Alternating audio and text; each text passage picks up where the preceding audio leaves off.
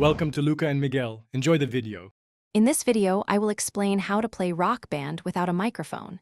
You can absolutely dive into the rhythm and excitement of Rock Band even if you do not have a mic or prefer not to sing. The game is designed to offer a full experience through its instrumental tracks. You can easily bypass the vocal sections and concentrate on mastering your chosen instrument, whether it is the guitar, bass, or drums. It is all about the music and your performance. To truly enjoy Rock Band without vocals, focus on mastering your instrument.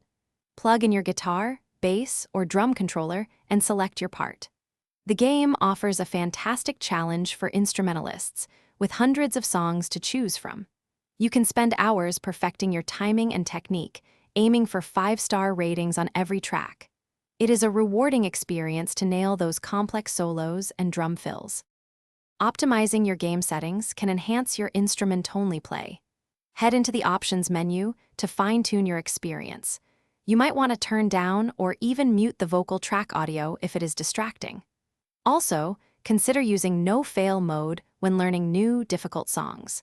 This allows you to play through the entire track without interruption, focusing purely on your instrument's performance. Even without a microphone, you can still enjoy the full band experience.